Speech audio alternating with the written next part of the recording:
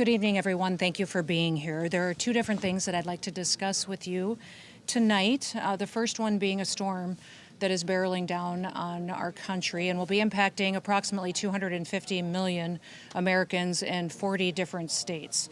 We've been working together here at the FEMA headquarters and have opened our National Response Coordination Center and are working with local and state authorities to make sure that we're getting individuals and communities pre-deployed resources that they may need and also preparing them for the upcoming days, which will significantly impact them and their citizens. The Trump administration and FEMA are working closely with them to get them information, to get them resources, and to help them be prepared and well equipped for the road ahead as we go through this next week. But before I take any questions and give more details on the storm and its impact, I do want to address the tragic situation that we saw in Minneapolis today that unfolded on the streets. It occurred with DHS law enforcement as they carried out their lawful duties to keep Americans safe in the threat of criminal illegal aliens in this country. At 9:05 a.m. Central Time, the Department of Homeland Security law enforcement officials and officers were conducting targeted operations in Minneapolis against an illegal alien whose criminal history included domestic assault with intentionally inflicting bodily harm, disorderly conduct, and driving without a valid license. An individual approached U.S. Border Patrol officers with a 9mm semi-automatic handgun. The officers attempted to disarm this individual, but the armed suspect reacted violently. Fearing for his life and for the lives of his fellow officers around him, an agent fired defensive shots. Medics were on the scene immediately and attempted to deliver medical aid to the subject, but he was pronounced dead at the scene. The suspect also had 2 magazines with ammunition in them that held dozens of rounds. He also had no ID. This looks like a situation where an individual arrived at this scene to inflict maximum damage on individuals and to kill law enforcement. About hundreds of protesters then showed up at the scene. They began to obstruct and to assault law enforcement officers. We saw objects being thrown at them, including ice and other objects, and a rampant assault began, and even an HSI officer agent's finger was bitten off. Crowd control measures were deployed to bring safety to the public and to law enforcement at the scene. And once again, I want to remind everybody that this situation and this tragedy did not have to happen. Our law enforcement are doing everything that they can to protect the public. We're praying for this deceased loved one's family and friends, but we also recognize that the Minnesota governor and the Minneapolis mayor need to take a long, hard look in the mirror. They need to evaluate their rhetoric, their conversations, and their encouragement of such violence against our citizens and our law enforcement officers. I'll remind you that Governor Walz today in his press conference said that our officers were not even law enforcement, which is a lie. He's called them the Gestapo. He's encouraged residents and citizens and violent rioters to resist. He's doxed their identities, putting themselves and their families' lives in jeopardy. He's refused to turn over murderers to federal law enforcement officers. He's protected illegal criminals and protected them from being brought to justice, and even overseen a historic, unprecedented theft of American taxpayer dollars. Tens of billions of dollars were stolen under his watch, and he allowed it to happen, and in some instances may have even facilitated it. In other cities and states across the country, we don't see this happen. Local, state, and officials work with us to make sure that we're making their streets safer. I'll point to the city of Memphis, which is where there is a Democrat mayor in place. He worked with us and our federal law enforcement officers, and we saw murder rates drop by 50% because of that partnership. We've seen historic lows in the criminal acts that have happened in that city. We've had the same amount of law enforcement officers there, but a very different result because of the leadership in place. Last week, ICE did over 2,000 different operations, and we saw people be brought to justice and the American people made safer because of that work. We don't have this problem in Texas or in Florida because those individuals in those states work with us, and they make sure that they keep peace and calm while they bring criminals to justice. In Minneapolis, Governor Walz and Mayor Frey, they instead choose violence. They instead choose to encourage the destruction of their city and the crime against their people. It appears that they want this lawlessness to continue. It appears that they want chaos to distract from the theft and the fraud and the corruption of their city. I'll remind you that this city has been corrupt for years with what we've seen with people that have been stealing taxpayer money, all under the leadership of Governor Walz and Mayor Frey.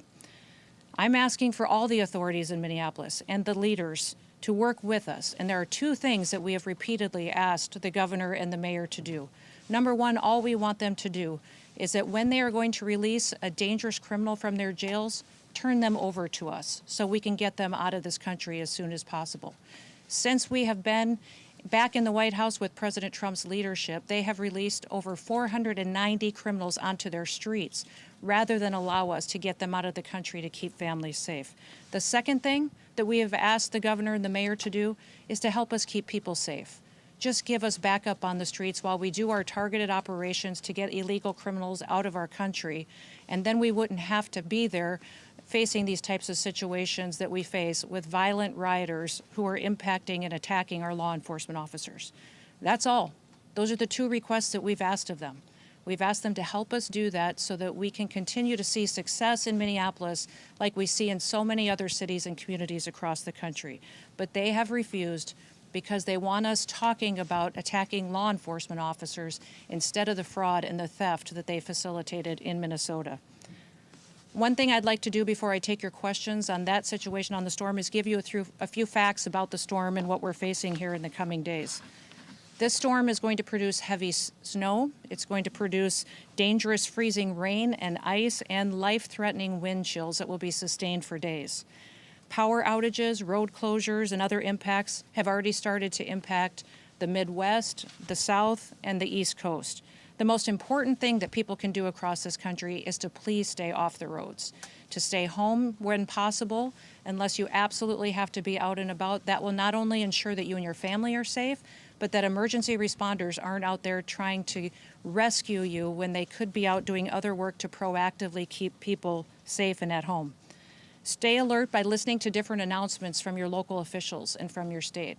We want to remind everybody that in these emergency disaster situations, it's your local officials and local emergency managers that that go out and execute response to these disasters. Your states manage it, and the federal government is here to support. We're here and have been opened and visiting and talking with all of the governors and local leaders to make sure they have everything that they need ahead of time and that we can be as prepared as possible for what is going to unfold in the coming days. I want you to make sure that you get the chance to visit the website ready.gov to see recommendations and advice for how you can protect your family and be prepared for the storm that is coming. We have 17 different states and the District of Columbia that have already declared states of emergency. President Trump has already approved emergency declarations at the federal level for these following states: for South Carolina, the Commonwealth of Virginia, Tennessee, Georgia, North Carolina, Maryland, Arkansas, Kentucky, Louisiana, Mississippi, Indiana, and West Virginia. I'm sure there will be more coming, and we are turning those around immediately to make sure that states have the resources from the federal government that they've requested. I have spoken several times on conference calls, but also called personally governors and local leaders to facilitate the partnership that we need to help keep this federal response streamlined with their state responses. The Department of Homeland Security, FEMA, CISA, our cybersecurity team focused on the electrical grid and our critical infrastructure, the Coast Guard and our other federal partners are all embedded in state operation centers across the country. Governors remain in the lead on these responses, and we are continuously talking to them to see what they need to continue to take care of their citizens and make sure that people are safe. I activated the National Response Coordination Center, which is where you are right now, 2 days ago, and we are monitoring the storm and coordinating federal support for the affected areas.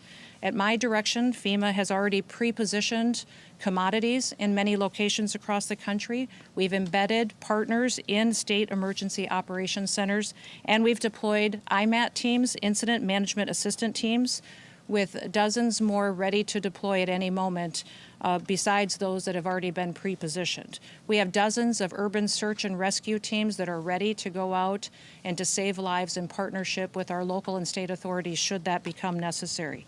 We do have tens of thousands of people in affected states in the South that have lost power. We have utility crews that are working to restore that as quick as possible, and we expect to continue to see that as ice builds on power lines and trees are affected and we see more damage. But we have partnered with our energy companies and rural electric communities to make sure that we are able to facilitate the repairs as soon as possible to get the power on, especially in light of the cold temperatures that we see coming for days on end. We just ask that everyone would be smart, stay home if possible, take care of your family members, check on your neighbors, and continue to work with your local officials to get through this difficult storm. And we will continue to pray for God to bless this great country and all of the families and the public servants who get up and work to keep people safe. With that, I'll take any questions that you may have. Yes. Is DHS leading the investigation into this shooting? And if so, will there be a criminal investigation? And also, will we see body camera released from the officers involved? We are conducting this investigation just like we do all other officer-involved shootings, and will continue to do that.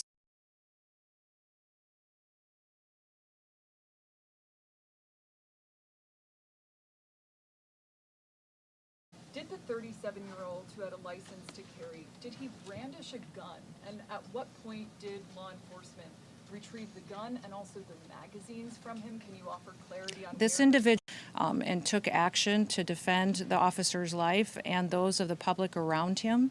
And I don't know of any peaceful protester that shows up with a gun and ammunition rather than a sign. This is a violent riot when you have someone showing up with weapons and are using them to assault law enforcement officers. Because video appears to show he's disarmed before shots are fired. So I just want clarity on that. And beyond that, I just want to follow up and ask who within the federal government is leading the criminal investigation, understanding that CBP OPR has opened up an internal investigation.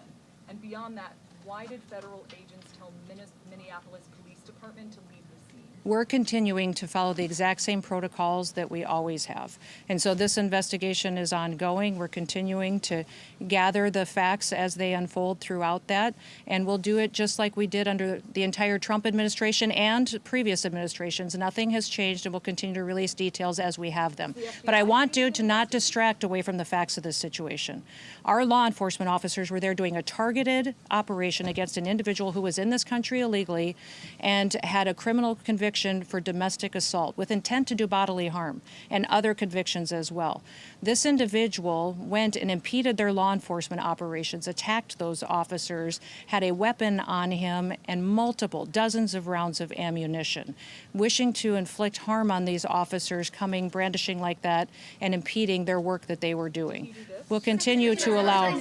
That is a different incident that happened at the same situation after the tragedy unfolded. But yes, that's the kind of assaults and violence that our law enforcement officers are facing out in the streets and that the local leaders are encouraging. Remember what Mayor Frey has said, that he wanted ICE out of the city. We have been working and had a presence in that city for years.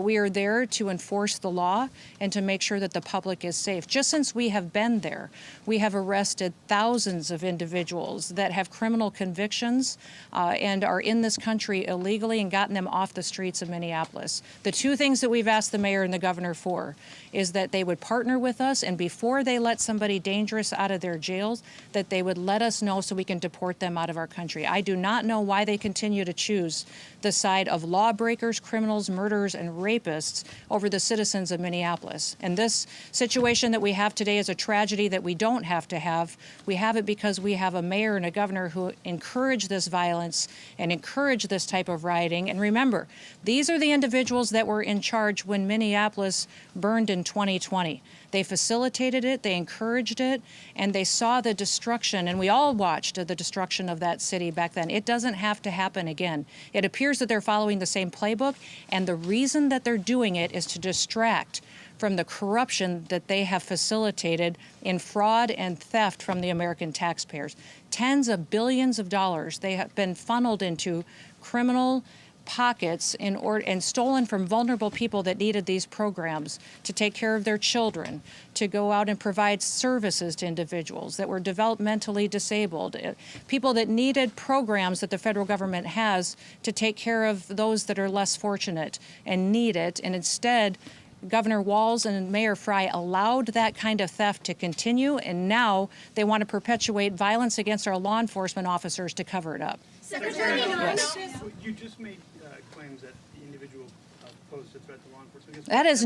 That is no claim. It is the facts. The facts of this situation. This individual showed up to a law enforcement operation with a weapon and dozens of rounds of ammunition. He wasn't there to peacefully protest. He was there to perpetuate violence. And he was asked to show up and to continue to resist by a governor who's irresponsible and has a long history of corruption and lying. And we won't stand for it anymore. These law enforcement officers take an oath. They get up every single day and they go out to protect the public.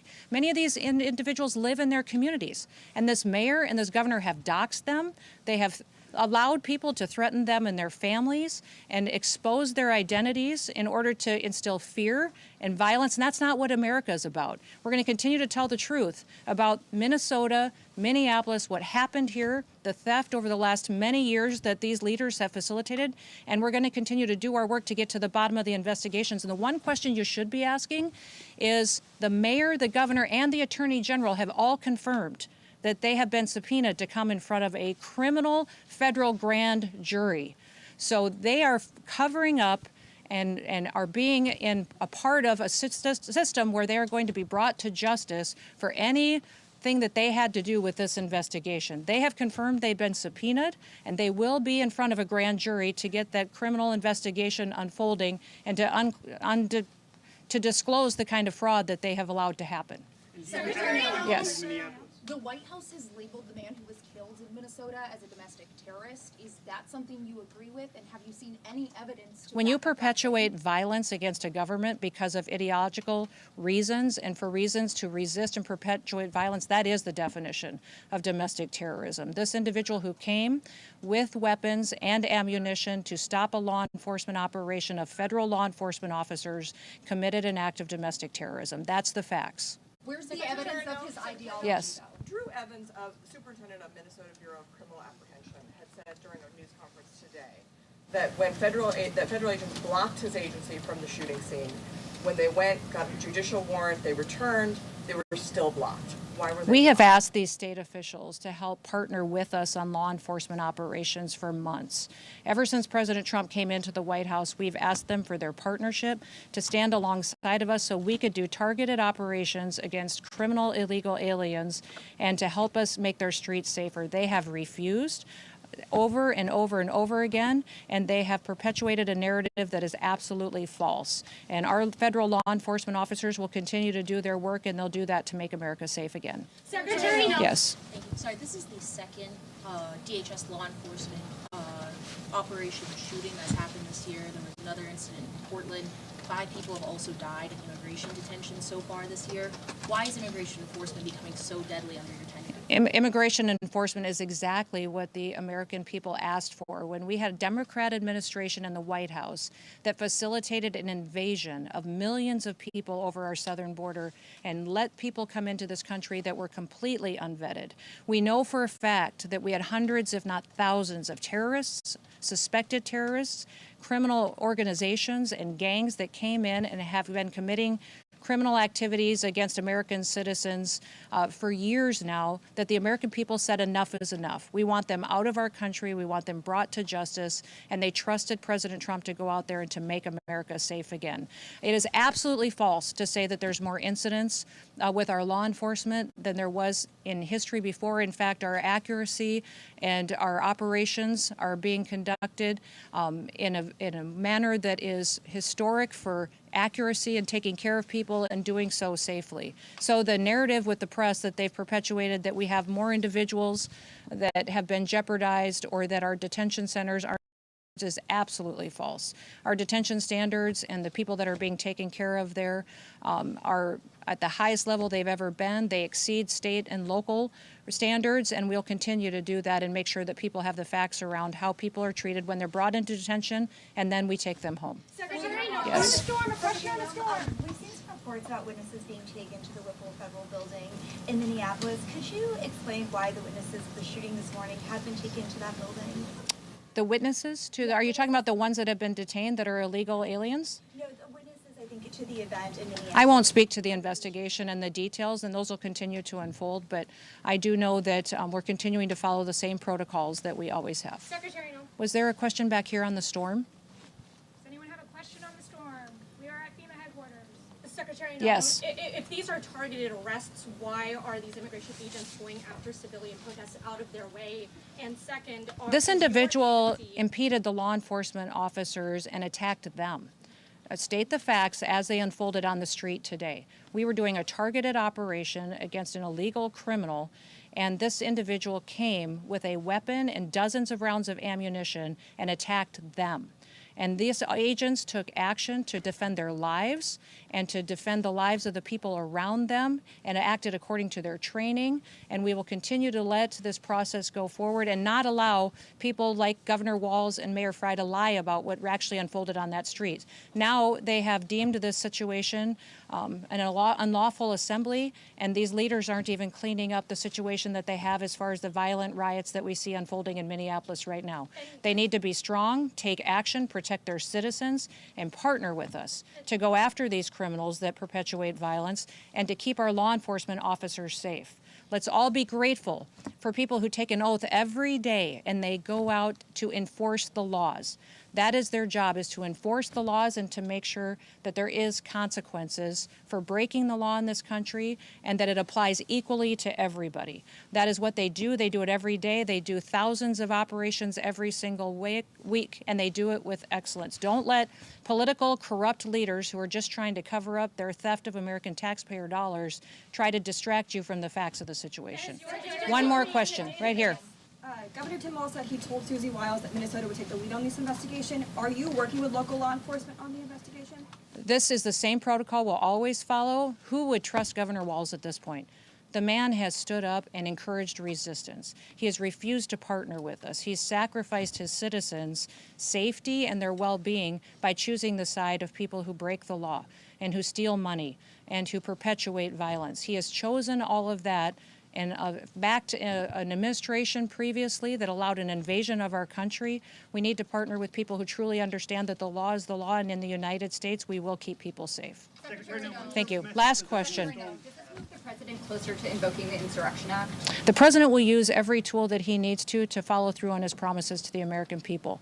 I'm proud to work for a president that wants to keep people safe, and he recognizes that political individuals like Governor Walz and Mayor Frey need to be met head-on with recognizing that we're not going to allow them to distract us from what they facilitated for corruption in their state. We're going to treat Minneapolis exactly the way that we have treated every other city across this country as far as helping to make those streets safe.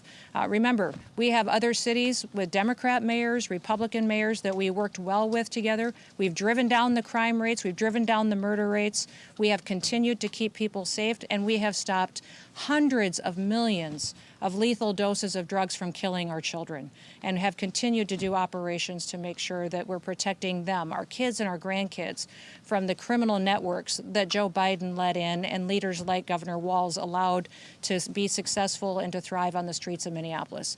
It's going to stop. All of the control in this situation is in Governor Walz's hands.